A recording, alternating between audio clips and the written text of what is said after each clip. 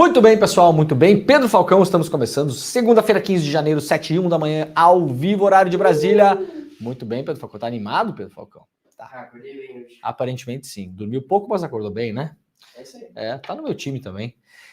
Muito bom dia para todo mundo que está nos acompanhando já. Estamos ao vivo, claro. Para quem já está no nosso chat, muito bom dia. Diga de onde você está teclando neste exato momento. Muito obrigado pela companhia de todo mundo. Estamos ao vivo em todas as redes sociais, nas mais relevantes, pelo menos no Twitter, na Twitch, no Instagram, no Facebook e também, claro, no YouTube, em alguns canais.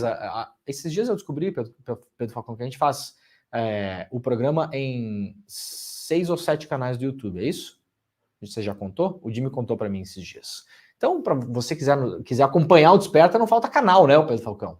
Tem canal pra caramba. Estamos ao vivo no canal do Eduardo Moreira, do ICL Notícias, do Leandro Demore, da Rádio Brasil Atual e vários outros canais, da TVT também. E muito obrigado para quem nos acompanha na TV aberta, TVT em São Paulo, TV Quirimurê na Bahia e também no bom e velho Radinho. Muito bom dia a todo mundo que nos ouve na Rádio Brasil Atual e também na Rádio Heliópolis. Muito obrigado pela parceria. Esta rede está crescendo, está se ampliando. Esse ano, aliás, um ano eleitoral, um ano importante. Eu já comentei, inclusive, esses dias aqui. Se você quer eventualmente transmitir os programas do ICL, entre em contato conosco, mande pra gente. Você pode transmitir gratuitamente os programas do ICL em mais rádios por aí. Vocês têm uma rádio aí no interior do Brasil, uma rádio comunitária, e gostaria de ter uma programação um pouco mais robusta, digamos assim, pode começar amanhã com o Desperta, como tendo o seu programa de rádio matinal às 7 horas da manhã, ao vivo todos os dias de segunda a sexta, tá bom? Vai chegando por aí, vai deixando seu like, vai assinando o canal, vai ativando o sininho, o que mais, Pedro Falcão? Vai comentando, aquela coisa toda, né? Sejam educados e educadas, por gentileza, no nosso chat, porque o nosso chat é um chat de família, né, Pedro Falcão? Não é Deus, Pátria, Família. É um chat de família para pessoas de bem, de fato, né? De facto, como diz o português. Qualquer família, não é família tradicional, não. Qualquer família também, e quem tem família aí de um jeito ou do outro e tal, ninguém tem nada a ver com a família das pessoas, né? Cada um organiza a sua família do jeito que bem entender, não é mesmo? Bom, a gente tem muita coisa no programa hoje, temos inclusive um vídeo um pouco mais longo que eu quero mostrar para vocês aqui, mas é importante, um pouco daquela coisa nada que a gente já não saiba, mas tá rolando uma polêmica. Mais uma polêmica desnecessária do Conselho Federal de Medicina, desnecessária para a sociedade brasileira, muito necessária para a atual gestão do Conselho Federal de Medicina. A gente vai tratar disso aqui porque entre sexta-feira e domingo foi uma grande conversa nos grupos médicos do Brasil, foi mais uma ação, por que não dizer, bolsonarista, anticientífica do Conselho Federal de Medicina em relação às vacinas da Covid para crianças. Então, atenção, se você tem crianças em casa, conhece pessoas que têm crianças, que ainda ficam na dúvida até hoje, né? Até hoje, 15 de janeiro de 2023, Pedro Falcão, ou 4. 2024. Já viramos o ano, né, Pedro? Só pra... que eu achei que ia fazer de quando começou aqui no Brasil. Entendi. Não, era pra ver se você tava acordado só, Pedro Falcão. Tá acordado. Tá desperto, né, Pedro Falcão? Tá despertando. Tá despertando ainda. Está despertando ainda.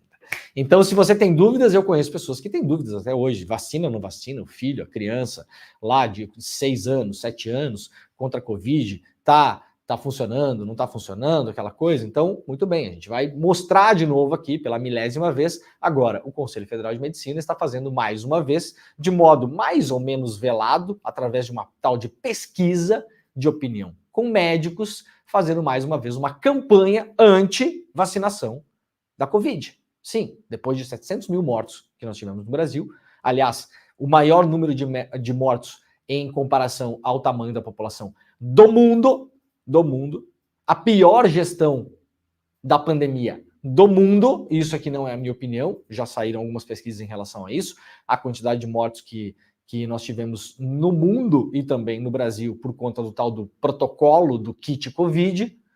Tem uma pesquisa, inclusive, do Instituto de Saúde da Austrália, colocando o Brasil como o pior gestor da pandemia do mundo, não é um dos o pior do mundo, que estava na mão do general Pazuello, que é um cara que assumiu o Ministério da Saúde e declarou publicamente que não sabia o que era o SUS, né, Pedro Falcão? O cara vai lá e fala, não, vamos assumir no Ministério aqui. Muito bem. O que é o SUS, general? Eu não sei exatamente o que é o SUS, eu fui descobrir quando eu virei ministro. Esse era o Ministério Técnico do Bolsonaro. Lembram quando o Bolsonaro assumiu? tinha a história do Ministério Técnico, né? Quando o Moro assumiu lá o Ministério da Justiça, o Paulo Guedes e não sei mais quem, os bolsonaristas comemoraram, porque enfim era o tal do Dream Team, era o Ministério Técnico do Bolsonaro. E vimos lá o senhor técnico, o general Pazuello, que não aconteceu absolutamente nada com esse cidadão, deixando as pessoas morrerem sem oxigênio em Manaus e outras coisas, mas não aceitando ajuda de governos estrangeiros, principalmente da Venezuela, que fica muito próximo ali, que poderia enviar oxigênio na época, não pediu, não solicitou, e quando a Venezuela mandou oxigênio para Manaus, não agradeceu também, para além disso. Então daqui a pouquinho a gente vai falar sobre isso aqui no Desperta, tá bom? Vamos lá então, que tem bastante notícia hoje, né, Pedro Falcão? Vamos ligar o ar-condicionado, Pedrinho? Tá quente, né? Não tá? Pode ligar naquele modo silencioso também, tudo bem. Só para dar um gásinho, como diz, né? Bom, gente, vamos lá então, vamos começar lá com o G1, o portal de notícias lá das organizações Globo. Após temporal com mortes e destruição, Rio de Janeiro tem buscas por desaparecida e pode ter mais chuva nos próximos dias. Enquanto ainda se recupera do temporal que deixou ao menos 11 mortos e faz buscas por mais ao menos uma pessoa desaparecida, o Grande Rio pode ter pancadas de chuva à tarde e à noite nesta segunda-feira, que deve começar com sol e nuvens, segundo a previsão do Climatempo. Segundo o Alerta Rio, entre segunda-feira e quarta-feira da semana passada, entre segunda-feira, hoje e a próxima quarta-feira, haverá redução de nebulosidade sobre a cidade e não a previsão de chuva. As temperaturas apresentarão elevação, então pode ter alguma coisa de chuva hoje, mas o tempo deve firmar a partir de hoje até quarta-feira, o que deve ajudar muito as regiões alagadas. Na quinta-feira, áreas de estabilidade em altos e médios níveis da atmosfera, reforçadas pelo calor, influenciarão o tempo na capital, com previsão de pancadas isoladas de chuva moderada e forte à tarde e à noite. Então, a partir de quinta-feira pode voltar a chover. Então, eu vou repetir o que eu sempre falo aqui. Se você mora em áreas de risco, abrigue-se em outro lugar. Eu sei que para muita gente não é possível, não tem para onde ir, e para isso a gente tem que fazer o que eu já falei outras vezes aqui também, criar organizações da sociedade civil, comitês populares, organize seus vizinhos, não precisa de nenhuma burocracia, você não precisa abrir CNPJ, não precisa fazer nada, organiza um grupo de moradores e pressionem as prefeituras. Isso é o principal em relação às adversidades que a gente vê por conta principalmente da emergência climática. E nesse ano que passou e no nosso ano agora, corrente, até abril, também influenciados pelo El Niño. Você tem que pressionar a sua prefeitura local. Para que vamos pressionar a prefeitura local, Leandro? Ora, para que a prefeitura local tenha um planejamento para quando, não é se acontecer, para quando acontecer a próxima enxurrada, o próximo temporal, a próxima chuva de granizo. É preciso que as prefeituras sejam pressionadas. Senhores vereadores, senhores prefeitos, para onde nós vamos levar as pessoas? Qual é o ponto de encontro caso aconteça alguma coisa mais grave? Que tipo de estrutura a prefeitura tem? Tem barraca, não tem barraca? Consegue montar uma cozinha comunitária em 2 horas? Sim, não. Se conseguir, quem vai gerenciar essa cozinha? Quem vai receber as doações que chegam? Por sorte, nós temos um país onde as pessoas mandam doações, só que muitas vezes não tem estrutura para fazer a triagem, até para comunicar à população, olha, não manda mais, sei lá, cobertor, não precisa de mais cobertor, manda arroz, manda feijão, ou venham ajudar a fazer tal coisa que precisa, cuidar das crianças que ficam nos abrigos, vai ter aula ou não vai ter aula, as aulas vão ser transferidas para esses abrigos ou não, o que se faz em caso de uma tragédia por conta de chuva, por exemplo. Então, não esqueçam, já dei essa ideia aqui. Aliás, eu pedi para quem nos acompanha, na semana retrasada, se eu não me engano, se você montar esse tipo de comitê na sua cidade, depois conta pra gente aqui como foi. Eventualmente, se alguém tiver essa experiência, olha, coloca no chat pra gente, olha, eu montei aqui na minha cidade, juntei aqui um pessoal que mora perto de mim, a gente foi lá, acionou um vereador, esse vereador foi lá, fez um evento na Câmara aberto, a gente pôde ir lá falar e nós cobramos a prefeitura e a prefeitura apresentou esse protocolo aqui. Pum, vai funcionar assim, até para saber quais são as deficiências locais das prefeituras. Porque aí, eventualmente, a prefeitura, junto com a população, podem cobrar o governo do estado e o governo federal. Olha só, nós não temos aqui corpo de bombeiros, na nossa cidade. Tem várias cidades que não tem corpo de bombeiros. O corpo de bombeiro é numa cidade próxima. Então, qual é o protocolo para chegada? Tem embarcação para salvar as pessoas? Enfim, você saber exatamente o que acontece quando acontecer da próxima vez, tá bom? Então, quem criar aí, por gentileza, esse comitê popular, chame como quiser, grupo, não requer muita burocracia nem nada. Você vai lá juntar uma galera e vai tentar entrar no poder público. Talvez o caminho mais fácil seja via câmaras de vereadores. Você pegar um vereador lá que ouça, que organize e que coloque vocês em contato com o poder público. Se vocês tiverem essa experiência na cidade de vocês, por gentileza, comente no nosso chat para a gente também ver aqui como as pessoas estão se organizando para servir de modelo para outras pessoas. Acho que isso também é uma das coisas mais importantes. Bom, quem quiser ver as principais áreas do Rio de Janeiro que foram atingidas pela chuva, o G1 fez um mapa, né? Aqui está o mapa, para quem quiser entender um pouco mais. Muitas das cidades no Grande Rio e da Baixada Fluminense também, para você também se organizar aí, porque para além dos prejuízos materiais, nós tivemos aí 11 pessoas mortas durante o final de semana no Rio de Janeiro.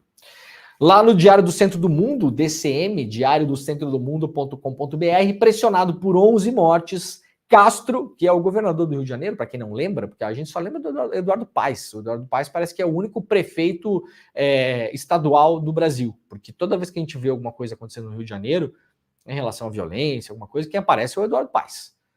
Essa é a mais pura verdade. O Cláudio Castro, ninguém sabe, ninguém viu. O Cláudio Castro, quando aparece, é na página policial, como apareceu no mês passado, aí com o irmão dele envolvido num esquema de corrupção, que está sendo investigado ainda, não tem condenação, então não estamos falando nada que o Cláudio Castro é condenado por corrupção, mas o Cláudio Castro costuma aparecer nas páginas policiais nos últimos tempos, porque como governador do Rio de Janeiro, é uma pessoa absolutamente inepta.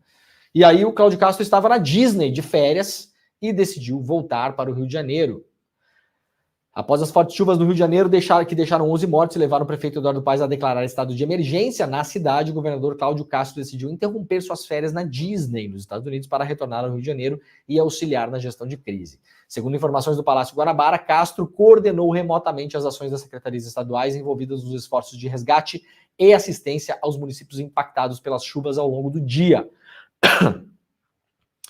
O governador em exercício, Thiago Pampolha, que absolutamente ninguém sabe quem é também, percorreu e sobrevoou as áreas afetadas durante a tarde, enquanto Castro apenas atualizava suas redes sociais com informações da crise. A decisão do governador de retornar ao país ocorreu após fortes críticas da população. Nas redes sociais, o nome de Castro chegou a figurar entre os assuntos mais comentados no Twitter. Devido aos estragos e prejuízos causados pelas chuvas no Rio, a prefeitura da capital, de Duque de Caxias e de Nova Iguaçu, declararam estado de emergência. A previsão é que o governador retorne ao Rio de Janeiro na manhã dessa segunda-feira, às 10 horas da manhã, e participe de uma reunião no Centro Integrado de Comando e Controle, com representantes dos órgãos envolvidos na operação de socorro. Todas as mortes registradas até o momento ocorreram na Baixada Fluminense ou na zona norte da cidade do Rio de Janeiro, capital, sendo as causas mais comuns o afogamento, soterramento e também choque elétrico. Além dessas fatalidades, ao menos uma mulher está desaparecida em Belford Roxo, supostamente após sumir no rio Botas. O Paes foi pro Twitter, né? E cutucou o governador a respeito da rodovia BR-040, que estava interditada devido aos alagamentos. O prefeito informou que a rodovia estava fora do território carioca e, portanto, era de responsabilidade do governador estadual. Ele também afirmou que a prefeitura agiu rapidamente para liberar as principais vias da cidade. E aí tweetou o Paes aqui, tá aqui o tweet do Eduardo Paes, que aliás é um usuário frequente do Twitter, né? Só para lembrar, a BR-040 é uma concessão e não fica na cidade do Rio de Janeiro. Antes que me culpem, já agimos em todas as principais vias que ficaram alagadas na cidade. A Avenida Brasil, por exemplo, foi liberada às 11h30 da manhã. Então tá aí o Paes falando que o senhor Cláudio Castro está lá tirando foto com o Mickey, enquanto o Rio de Janeiro literalmente afunda por conta das enxurradas. Vamos lá ainda para o DCM. Os 5 mais ricos do mundo dobraram a sua fortuna e os 5 bilhões de pessoas no mundo todo empobreceram. Aqui essa pesquisa publicada pela Oxfam, que está sendo bastante divulgada pela imprensa brasileira e pela imprensa mundial também, mostra como a riqueza dos bilionários vem aumentando e a pobreza das pessoas que já não tem quase nada vem aumentando na mesma proporção. É fácil imaginar que o dinheiro dessas pessoas está indo parar na mão de pouquíssimas outras que estão enriquecendo cada vez mais. A riqueza dos 5 homens mais ricos do mundo, mais que dobrou desde 2020, não por acaso durante a pandemia. Enquanto quase 5 bilhões de pessoas ficaram mais pobres no período. É o que aponta o relatório Desigualdade SA, da Oxfam, divulgada neste domingo, no início do Fórum Econômico Mundial em Davos, na Suíça. As fortunas somadas dessas 5 pessoas passaram de 405 bilhões de dólares para 869 bilhões de dólares. Ou seja, cresceram a uma taxa de 14 milhões de dólares por hora. A gente está falando em 5 pessoas, Pedro Falcão. 5 pessoas que estão caminhando para ter uma fortuna pessoal de quase 1 trilhão de dólares. 5 pessoas no mundo. Se alguém segue achando que esse sistema que vigora no mundo todo, no mais das vezes chamado capitalismo e disfarçado de várias outras coisas, porque muita gente que defende esse sistema gosta de confundir capitalismo com democracia. Ah, mas a mortalidade infantil diminuiu no século XX por causa do capitalismo, né? Gosta de confundir capitalismo com avanço tecnológico, como se o avanço tecnológico não existisse antes do capitalismo. Como se as democracias não tivessem nenhum papel na reorganização das sociedades. Gosta de confundir com o capitalismo. Como se políticas públicas fossem confundidas com o capitalismo. Ah, mas desde o século XX teve mais crianças vacinadas graças ao capitalismo. As políticas públicas não têm nada a ver com isso, né? A ação do Estado não tem absolutamente nada a ver com isso. A organização social mais efetiva não tem nada a ver com isso. O reforço da educação em vários países não tem absolutamente nada a ver com isso. A decisão de países como o Brasil de universalizar a assistência à saúde não tem nada a ver com isso. Tudo é o capitalismo, essa benesse da humanidade. Pois bem, essa mesma estrutura social que a gente tem vigente na maior parte do mundo está levando a 5 pessoinhas, terem uma fortuna pessoal de quase 1 trilhão de dólares. Isso é mais do que o PIB da, talvez, maioria dos países do mundo.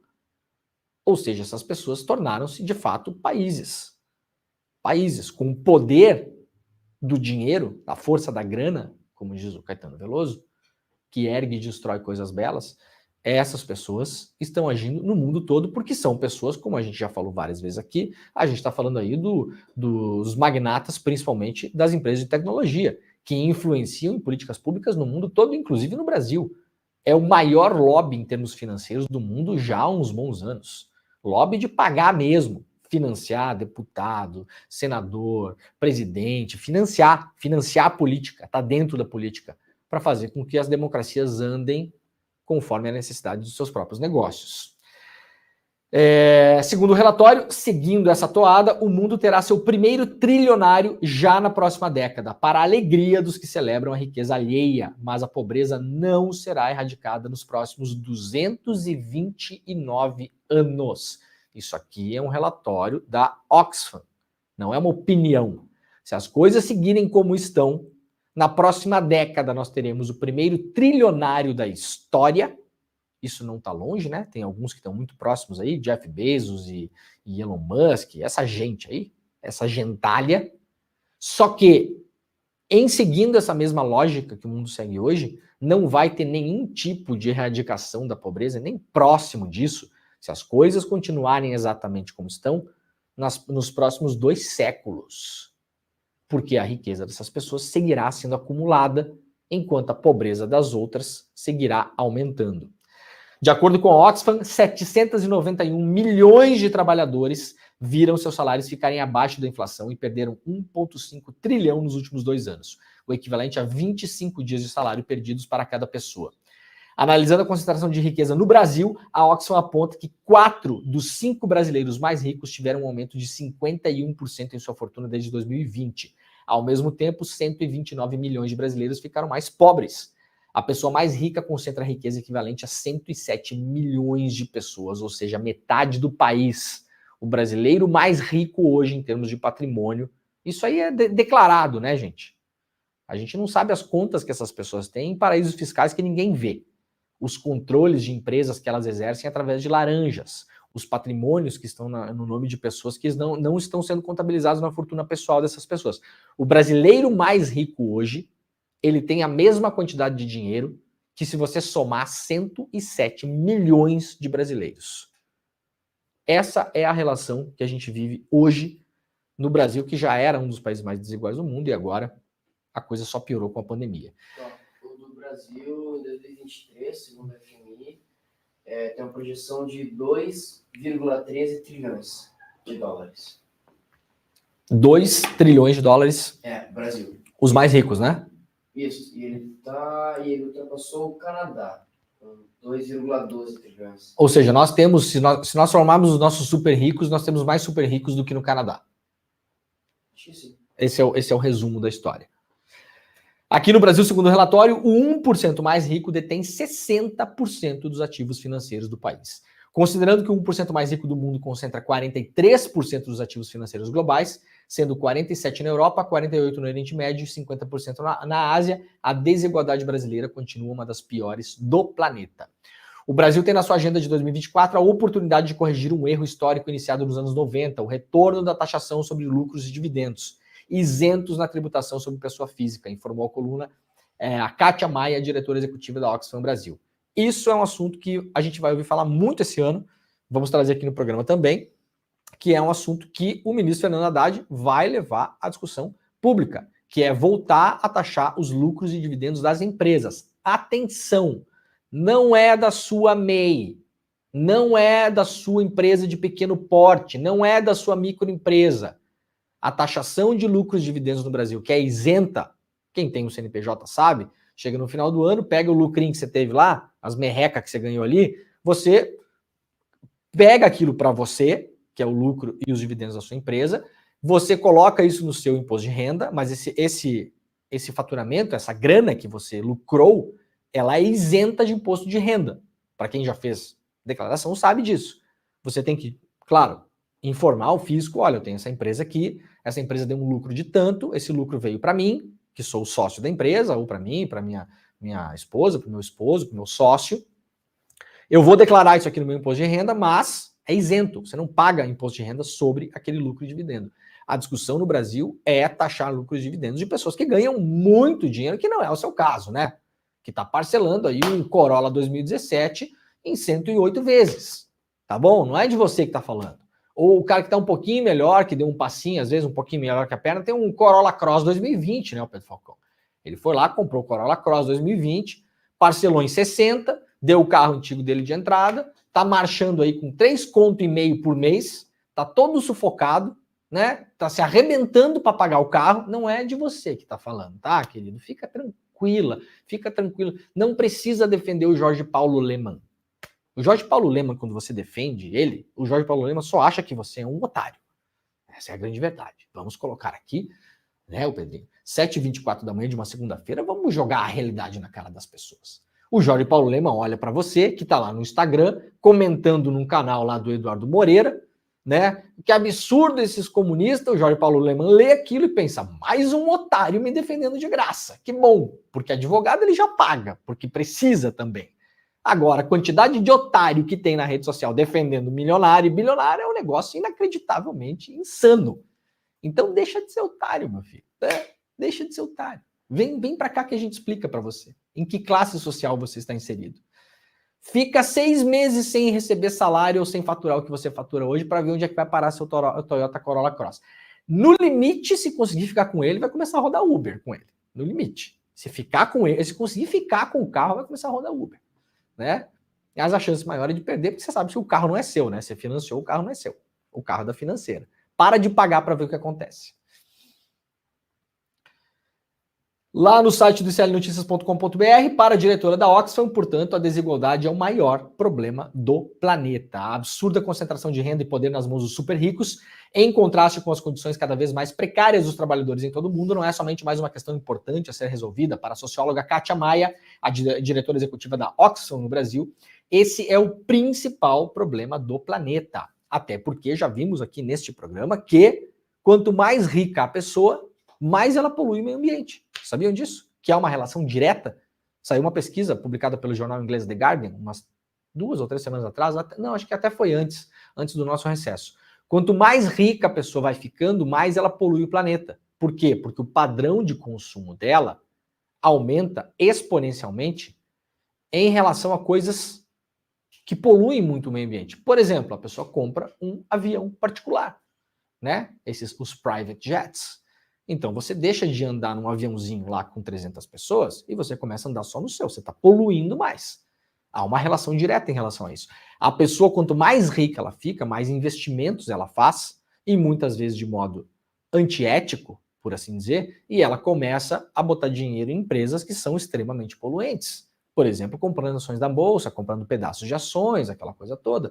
Quanto mais rica a pessoa é, mais ela vai ter posses. Então ela vai ter uma casa, outra casa, 3 apartamentos, o sítio, não sei o quê. E quando você tem muitas propriedades, você gera poluição também, porque propriedade gera lixo, gasto energético, pode estar praticando aí como o Neymar e outros crime ambiental, porque vai lá, constrói um lago, destrói o riacho lá da cidade, polui a água de não sei o quê. Então, há essa relação direta também.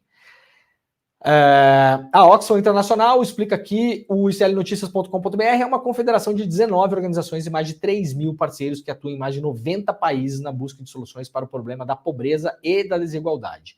O relatório elaborado para a entidade para ser apresentado em Davos, na reunião dos países mais poderosos do mundo, detectou que a desigualdade entre países do norte e do sul aumentou pela primeira vez em 25 anos. Os monopólios estão cada vez mais concentrados.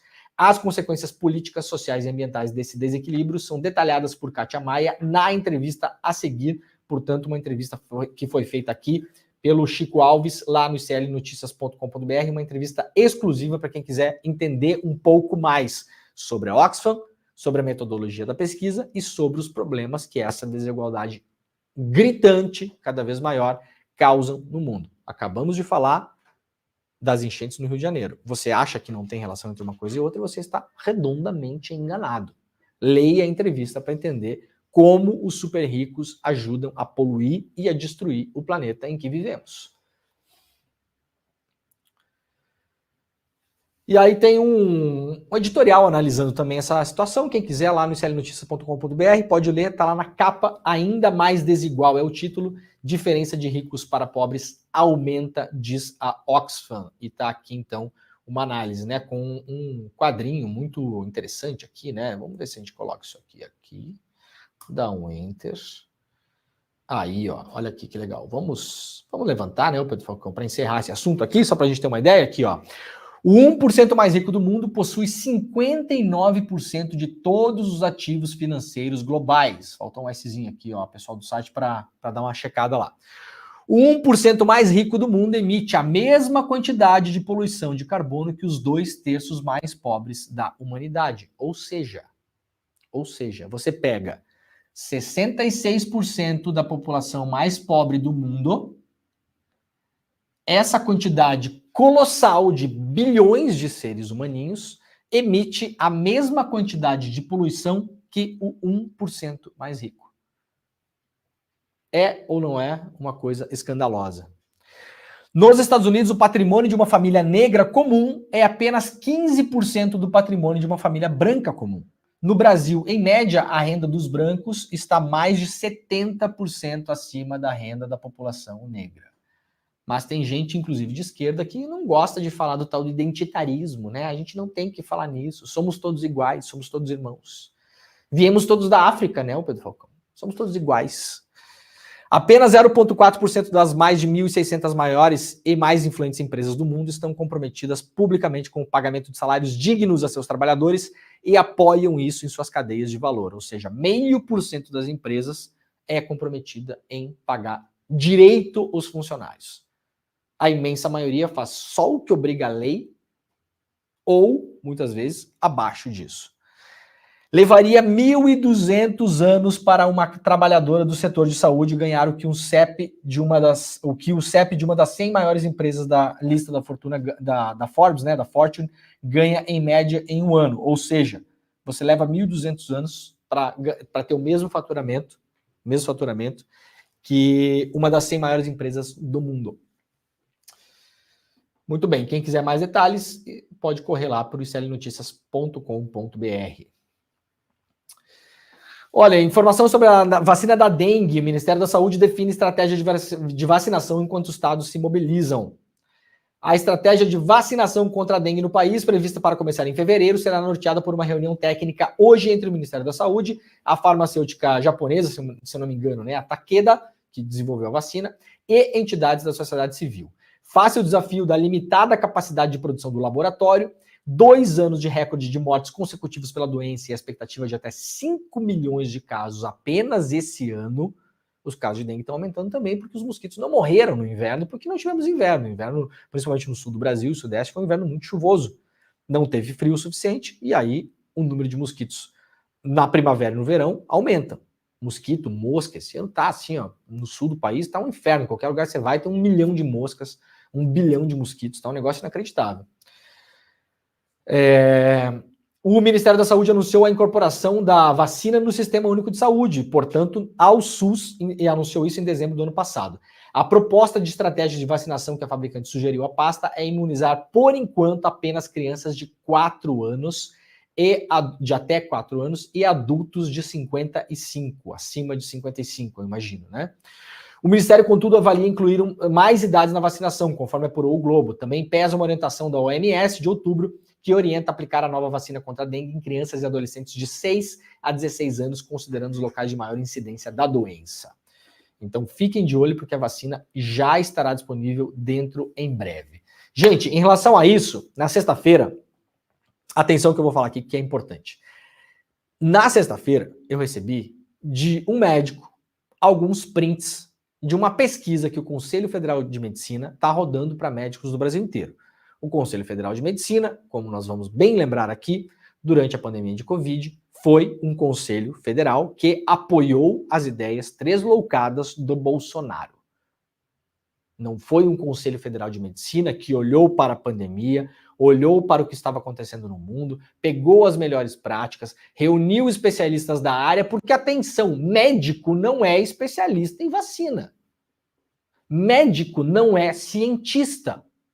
Ah, mas como assim, Leandro? Não estou entendendo. O médico não entende nada de saúde? Gente, médico é uma designação genérica. O que é médico? Você confiaria no seu dermatologista para operar o seu coração?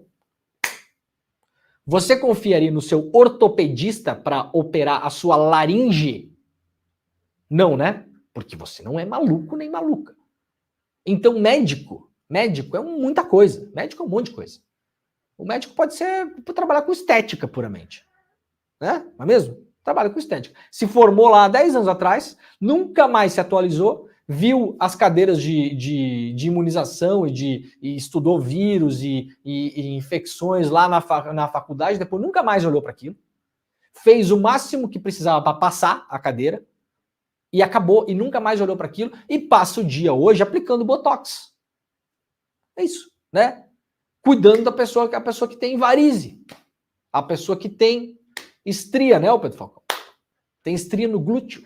Tem médico que cuida. E tudo bem, tá tudo certo, é uma profissão. Agora, esse médico não entende patavina de vacina, gente. O que eu vi durante a pandemia de pessoas que vinham falar comigo, porque as pessoas vêm me perguntar, porque as pessoas, enfim, você que tá mais bem informado, que lê mais notícias, não sei o quê. O meu médico falou que não é para vacinar o meu filho. Tá, mas o seu médico é o quê? É ortopedista. Então, o seu médico, ele vai cuidar de você quando você quebrar a perna. Alguém leva o carro quando estraga o motor, né? Estraga lá o motor do carro. Alguém leva o carro lá no cara que conserta farol? Não. Na borracharia? Não. Ah, mas tudo mexe com o carro. Sim, o borracheiro mexe com o carro, o eletricista mexe com o carro, o mecânico mexe com o carro, o cara que lava o carro mexe com o carro, o posto de gasolina mexe com o carro também. Alguém leva o carro no posto de gasolina quando estraga o motor? Então, gente, pera lá. Médico é qualquer coisa. Médico é um monte de coisa. E médico não é cientista. Agora o Conselho Federal de Medicina está rodando uma pesquisa, olha só isso aqui. Veja um absurdo desse negócio. Passada a pandemia, mais do que comprovado que o número de mortes no Brasil aumentou absurdamente por conta do negacionismo científico. Saiu uma pesquisa importantíssima que foi rodada em vários países no mundo, uns 15 dias atrás, mostrando que os governantes que influenciaram as pessoas a usar a tal da cloroquina, ivermectina, não sei o quê, mataram gente. Isso é uma pesquisa científica. Aumentou o número de mortes. Há pesquisas científicas no Brasil. De novo aqui, não tem opinião de ninguém. No Brasil, nas cidades que mais votaram e apoiaram a extrema-direita no Brasil, morreu proporcionalmente mais gente de Covid. Isso é um dado estatístico que mostra uma correlação. As pessoas ouviram as baboseiras do Bolsonaro e morreram. O Conselho Federal de Medicina apoiou essas ideias esdrúxulas durante toda a pandemia. Toda a pandemia. Em nome da suposta autonomia médica. Autonomia médica. O que pode ser traduzido como irresponsabilidade, né, Pedro Falcão? Eu tenho autonomia, eu sou médico, eu tenho autonomia médica. Então a pessoa quebrou a perna, eu vou receitar para ela tomar uma aspirina, porque eu tenho autonomia médica. Não, você é um louco que tem que ser chutado da profissão. Isso não é autonomia médica. Imagina, Pedro Falcão, a autonomia do agente de trânsito. Não, o agente de trânsito tem autonomia. Então o cara vai lá e vai olhar para o sinal vermelho e vai explicar para as pessoas que vermelho tem que passar. É a autonomia do agente de trânsito. Isso, o nome disso é irresponsabilidade, é loucura, é insanidade. E no limite pode ser até um crime. Agora o CFM está rodando uma pesquisa com os médicos do Brasil. Mandou um e-mail para todos os médicos do Brasil, todos, indiscriminadamente, para a pessoa que cuida de varize, para o cara que cuida de nariz, para a pessoa lá que cuida para ajudar a pessoa lá a fazer crescer cabelo, para todos os médicos, todos, e eu não estou desmerecendo nenhuma das especialidades, tá, gente? Agora uma coisa, outra coisa. Para que os médicos opinassem sobre a vacinação de crianças. Aqui, ó. Prezado doutor, com o objetivo de conhecer a percepção dos médicos brasileiros sobre a obrigatoriedade da vacina de Covid para crianças entre 6 meses e 4 anos e 11 meses, o Conselho Federal de Medicina convida você a responder o seguinte questionário. Um questionário para entender a opinião dos médicos sobre a vacinação de crianças para Covid. O que é que vem embutido nessa história? Eu vou mostrar aqui 2 telas da pesquisa que esse médico me mandou. Tá aqui, ó. Isso aqui é uma das perguntas da pesquisa. Para quem não estiver conseguindo ler, eu vou mostrar aqui, ó. Uma pergunta da pesquisa do Conselho Federal de Medicina para os médicos, todos os médicos do Brasil. A aplicação de vacinas contra a Covid-19 em crianças com idades entre 6 meses e 4 anos deve ser obrigatória? Em caixa alta aqui, ó. Deve ser obrigatória? Não ou sim? Aí tá lá o ortopedista respondendo isso aqui. O que sabe o ortopedista? Isso aqui é a mão do médico que estava bloqueando aqui o seu próprio nome. Porque, para além de tudo, os profissionais sérios têm medo de sofrerem punições pelo CFM. Porque tem isso também, tem caça às bruxas, tem perseguição. É bolsonarismo, gente. É bolsonarismo dentro da área médica. A atual diretoria do Conselho Federal de Medicina, ela é uma diretoria bolsonarista. Ela está fazendo política vagabunda com a saúde de crianças dentro de um conselho que deveria ser sério, mas não é. Deveria ser muito sério. Eventualmente tem muita gente séria no CFM, mas quem está comandando esse negócio de seriedade não tem nada. Então tá aqui o dermatologista respondendo o que acha sobre vacina de Covid para criança. O que entende? Nada. Patavina de vacina. Estudou? Não. Se aperfeiçoou? Não. É cientista? Faz pesquisa? Não. Viaja pelo mundo para participar de conferência, para entender o que está mais moderno, o que não está, não sei o quê? Não. Não. Está aqui o ortopedista que passa o dia arrumando perna quebrada, e braço quebrado, e dedo quebrado, opinando sobre vacina. O que entende sobre isso? Absolutamente nada. Qual a relevância da opinião sobre a imensa... Vamos lá. Qual é a relevância da opinião da imensa maioria dos médicos brasileiros sobre vacina? Eu respondo para vocês. 0. E, de novo, não há demérito nenhum em falar isso. A gente está falando de ciência. Por quê? Porque a imensa maioria dos médicos do Brasil não é infectologista, não é virologista, não participa de congresso sobre isso, não estuda, não se informa, não faz pesquisa, não está dentro do Instituto Federal, não tem parceria com universidades estrangeiras, não conhece vacina, gente. Médico não é cientista. Não é obrigatoriamente cientista. Alguns são, a minoria, aliás. Outra pergunta aqui, ó.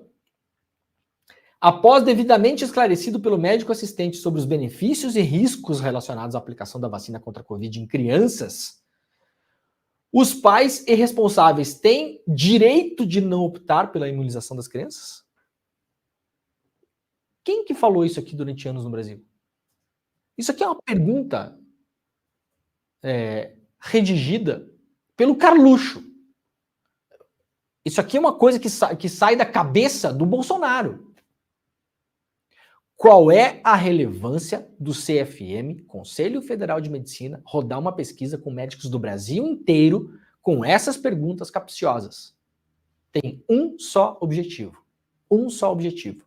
Conseguir massa crítica, dados, informação, para ter ali, no final dessa pesquisa, alguns números para jogar no público, jogar na imprensa, traficar a informação de um lado para o outro, para mostrar que o X% dos médicos são a favor que os pais possam optar em não vacinar crianças. Esse é o objetivo dessa pesquisa. E isso não sou só eu que estou dizendo. Médicos que vieram conversar comigo, inclusive esse que mandou essa tela, médicos que já se posicionaram nas redes sociais, a Associação Brasileira de Pediatria se posicionou contra essa pesquisa. Os médicos da Associação Brasileira, não sei agora exatamente o nome, de infectologia, que são as pessoas que entendem desse negócio aqui, se posicionaram contra essa pesquisa do CFM, porque isso aqui é feito, mais uma vez, para sujar as águas do debate público e colocar a dúvida na cabeça das pessoas, que no fim das contas vão tomar decisões idiotas, porque é uma pesquisa que está sendo rodada por idiotas, e lá na ponta isso pode causar a morte de pessoas. Os caras não estão nem aí para as consequências. Zero preocupação com a saúde das famílias. Absolutamente zero. Esse é o pessoal pela família. É essa galera aqui que é a galera pela família. Fazendo política vagabunda, que é o nome desse negócio aqui. Política vagabunda, num conselho que deveria ser sério. Rodando essa pesquisa que não tem o menor valor científico, porque as pessoas que vão responder isso aqui não entendem absolutamente nada de vacina. Não são cientistas, não são pesquisadores, não estão atualizados, sabem nada. Sabia que o pediatra do seu filho, da sua filha, pode não saber absolutamente nada sobre vacina? Pode. Pode ser um pediatra que se formou aí há 25 anos, nunca mais estudou, não sabe a diferença entre vacina de RNA, de não sei o quê, sabe o básico do básico que viu na faculdade. Aí, durante a Covid, se interessou um pouquinho mais, porque os pacientes começaram a perguntar, mas fazia 20 anos que ele não falava em vacina, ele só seguia o calendário de vacinação do Brasil. Seguia, você ia lá, seu filho, 6 meses, o que tem que fazer, doutor? Você tem que dar essa vacina, essa. Mas não é porque ele estudou aquilo, não, é porque tem um calendário de vacinação no Brasil. Qualquer pessoa pode olhar o calendário das vacinas, para isso você não precisa de médico. Você vai lá no posto de saúde, olha o calendário, essas aqui são as obrigatórias, até 2 anos, até 2 anos e meio, depois aqui com 5, depois a outra com 15, e assim vai. Não significa que o pediatra entenda tecnicamente, de modo atualizado, sobre imunizantes. Isso aqui é um completo absurdo. As pessoas que comandam o CFM hoje são umas irresponsáveis, provaram durante a pandemia, com coisas horrorosas, absurdas que fizeram para apoiar o Bolsonaro, e há de se entender também o que é que essas pessoas estão ganhando com isso. Essa é a minha grande curiosidade. O que é que a diretoria do CFM ganha com esse tipo de coisa? Ganha mesmo, ganha. O que ganha? É a curiosidade que eu tenho. O que está por trás desse apoio? Pode ter ideologia? Pode ter ideologia, mas eu acho que tem uma outra coisa. Tem uma ideologia que muita gente gosta bastante também. Uma ideologia, né? Foi inventada um tempinho atrás, chamada dinheiro. Tem uma ideologia chamada dinheiro também. Olha, tem um vídeo que a gente vai passar aqui, rapidamente, Pedro Falcão. Vamos mostrar uns 2 minutinhos do Daniel Becker, que é um pediatra bastante famoso nas redes sociais, que é um esclarecimento importante para a gente lembrar um pouco também como é que as coisas vão, né? Então vamos lá ouvir o Daniel Becker e a gente já volta.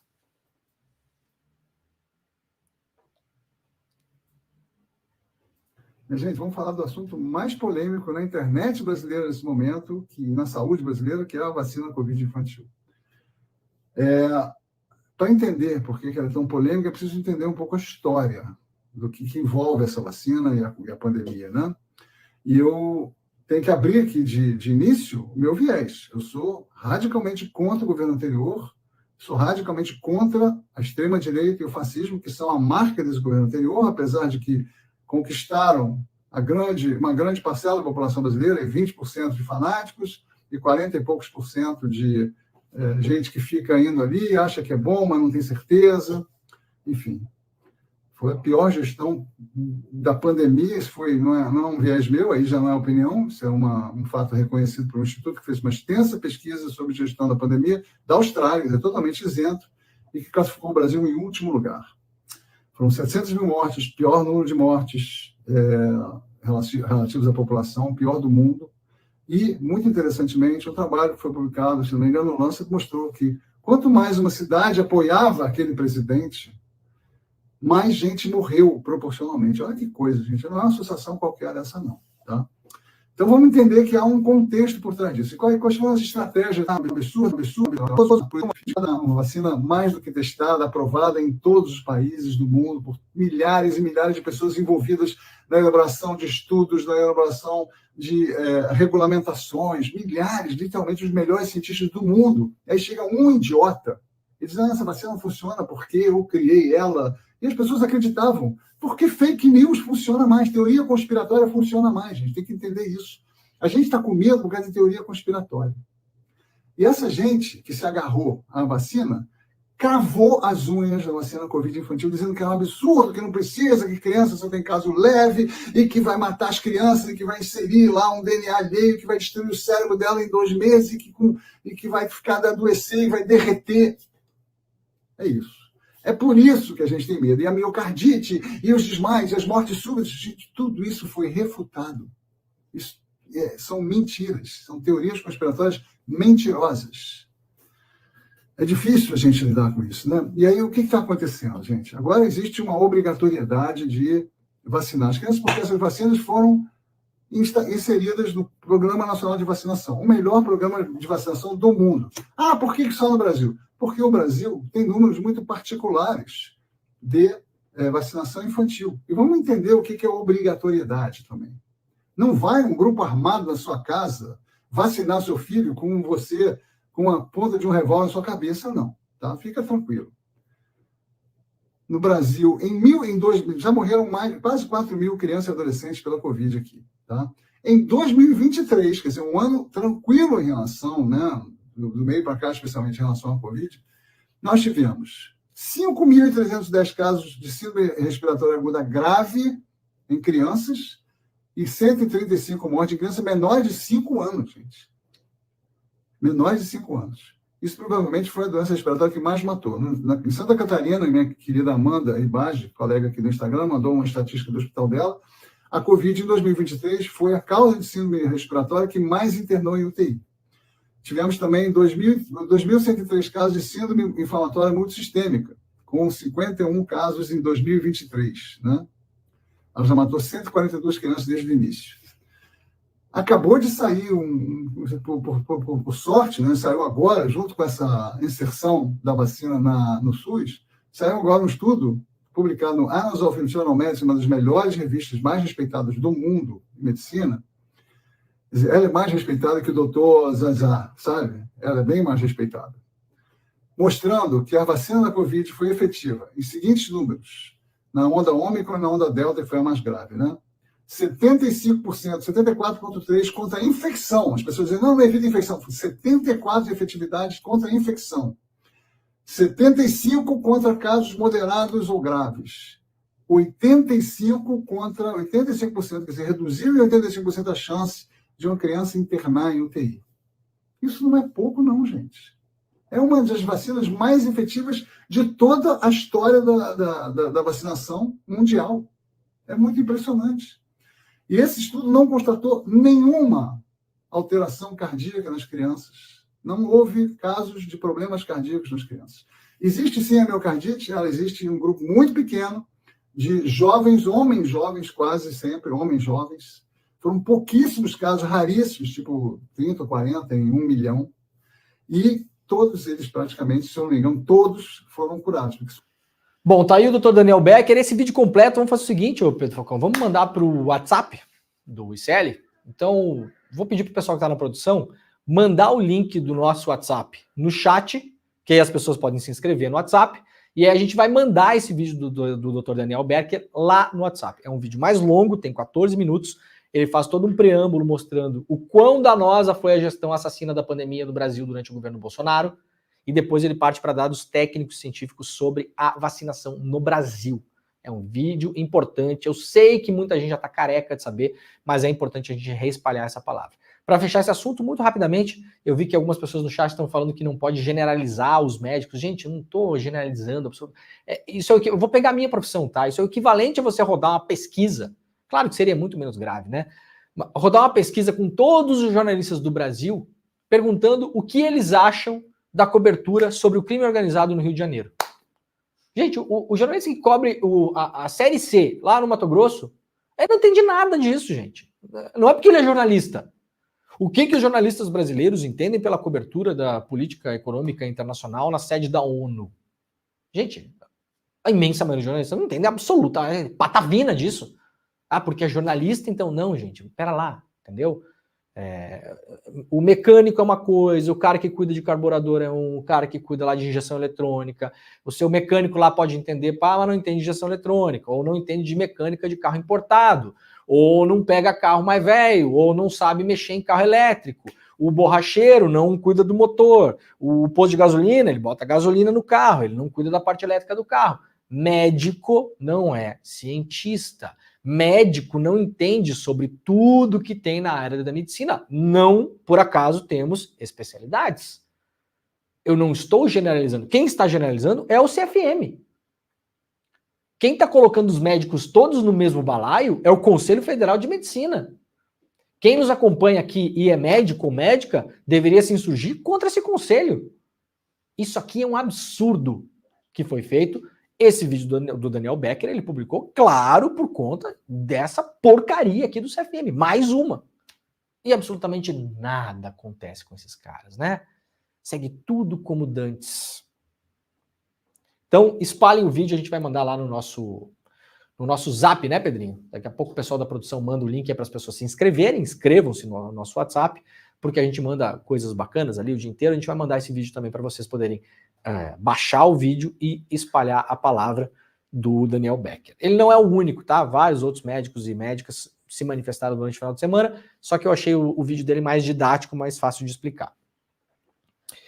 Vamos lá, então, de volta para o site do iclnoticias.com.br. General próximo a Vilas Boas teria atuado na compra de software do Exército. Em depoimento dado à Polícia Federal, Caio Santos Cruz, filho do general Santos Cruz, afirma que um amigo e colega de turma do general da reserva Eduardo Vilas Boas foi o intermediário da empresa Verint Systems para negociar a venda de sistemas de inteligência com o Exército. Isso aconteceu durante a gestão do próprio ex-comandante da Força. A informação foi revelada em matéria dos jornalistas Thaisa Oliveira, Fábio Serapião e César Feitosa, da Folha de São Paulo. Entre os itens oferecidos por meio desse lobista para o Exército, estava o software First Mile, cujo uso pela BIM é investigado, aquele software que já se sabe, investigou ilegalmente, espionou ilegalmente dezenas de pessoas no Brasil, entre elas jornalistas, advogados e militantes dos movimentos sociais. 3 anos após pedir para ir para a reserva do Exército, o general Luiz Roberto Perê foi contratado pela Verint Systems por meio de uma empresa de consultoria criada pelo próprio militar em 2010. Além da empresa, ele atua como um dos conselheiros fundadores do Instituto General Vilas Boas, que comandava o Exército quando foi efetuada a compra do First Mile e outros softwares com dinheiro da Intervenção Federal do Rio de Janeiro. Ou seja, um general amigo do Vilas Boas vai para a reserva, começa a atuar como lobista de empresa que vende software de espionagem e esse software é vendido para o Exército Brasileiro. É o caso clássico que não tinha corrupção na ditadura, né, Pedro Falcão? Não tinha porque a gente não podia falar e não podia investigar. Porque durante a democracia, você bate o olho dentro da estrutura das Forças Armadas, você encontra alguém fazendo alguma coisa errada. É impressionante. Não estou generalizando todos os militares, para as pessoas não ficarem... Gente, generalização é uma questão científica. Generalização é uma questão científica.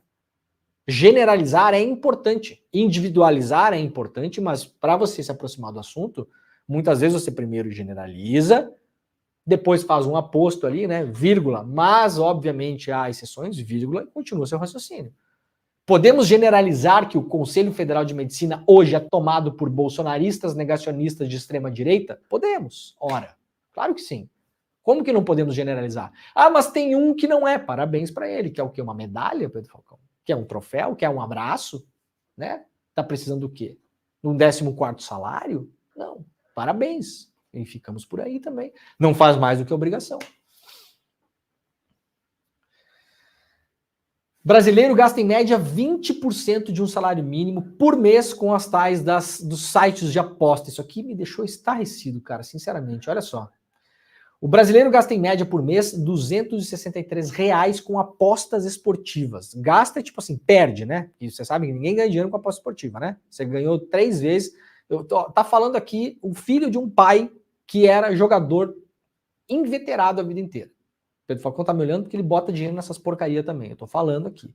O meu pai passou a vida jogando. A vida inteira jogando. Baralho, dominó, máquina de caça-níquel, cassino, jogo online.